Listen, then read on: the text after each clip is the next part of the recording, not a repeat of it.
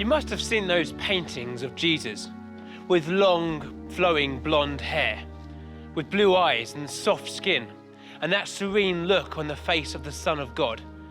They're all, well, nice. But sometimes I think our idea of who Jesus is has become quite twisted. And here's the thing, they're not just bad art, they're toxic for the heart. These pictures can distort our understanding of Jesus, and that is dangerous. In the last century, there were over 230 different revolutions. Many of them were bloody and violent revolutions as new political parties came to power.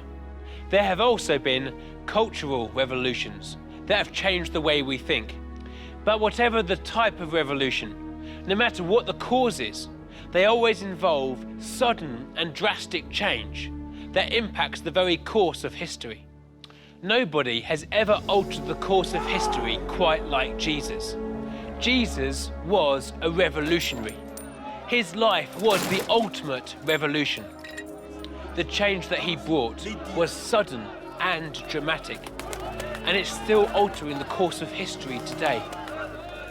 Jesus wasn't blonde-haired and blue-eyed, and he wasn't just a really nice guy. He turned over tables in the temple. He challenged the religious establishment. He crossed racial divides. He purposefully and publicly broke religious laws. And then, tortured to death on the cross, Jesus was the ultimate revolutionary. He gave up his life for others.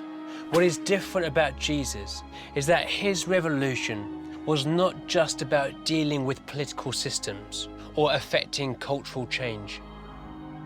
He came to deal with the very source of the issue, the human heart.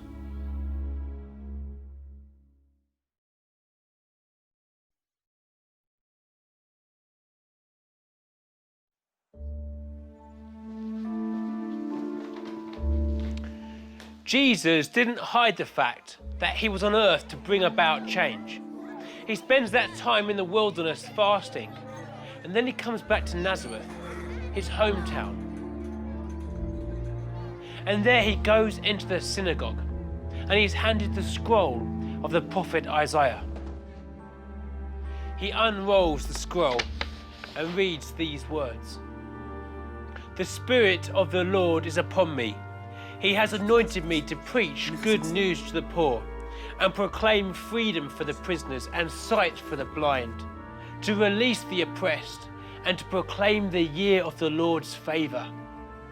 Then he rolls up the scroll. He gives it back to the attendant and he sits down. All of the eyes in the synagogue are upon him as he says these words.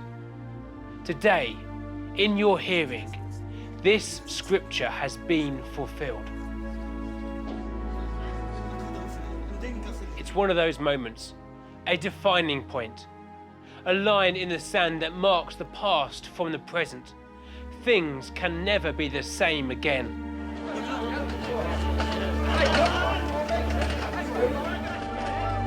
Let's just recap on those words. Good news for the poor, freedom for the prisoners, sight for the blind, release for the oppressed. Jesus is saying that those who are seen as outsiders by society are first in line for a touch from God. Powerful words. But do we understand that they are about us? None of us have to be outsiders anymore. How often do we just take the gospel for granted? How often do we think about it as some old account of things that happened in a distant time among a distant people? And yet because God became flesh, we have good news. We have freedom. We have sight. And we have been released. Because of this revolutionary change, our lives should never be the same again. That means that your life should never be the same again.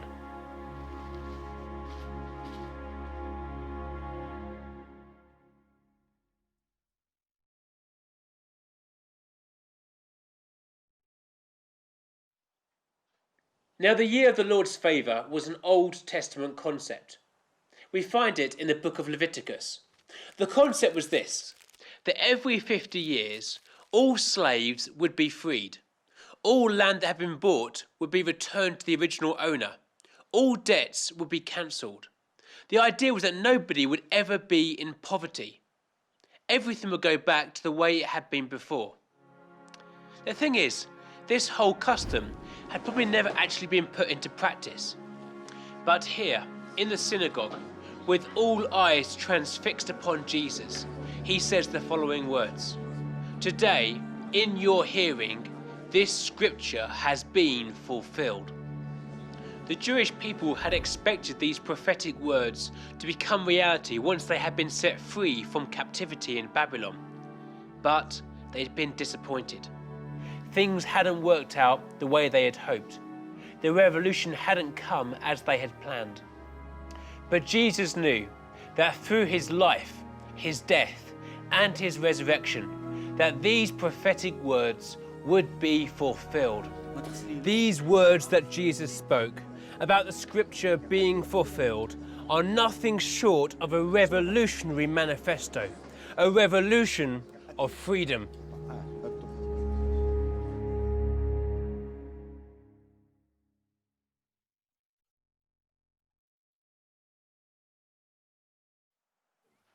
If this is the manifesto of Jesus, then it makes sense that it also becomes our manifesto. We are called to be revolutionaries, revolutionaries who bring freedom. But this is a different kind of revolution. There's no violence, no guns. This is a revolution of love. As Jesus reads from Isaiah, he stops one line short of the following words, to proclaim the day of the Lord's vengeance. He stops short on purpose. See, he has come not to show God's vengeance and God's wrath. He has come to demonstrate God's love. Jesus taught, love your enemies. But he didn't just teach it, he lived it as well. There's that great story when Jesus is about to be arrested. The temple guard comes to collect him and Peter chops off one of their ears. Jesus heals the guard's ear. This is incredible.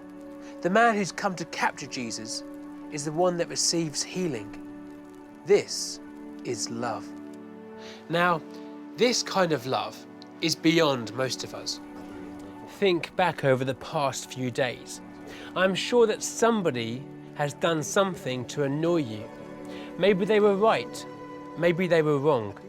But it seems like every day we can struggle to consistently treat people the way that we should. But Jesus makes it possible. He begins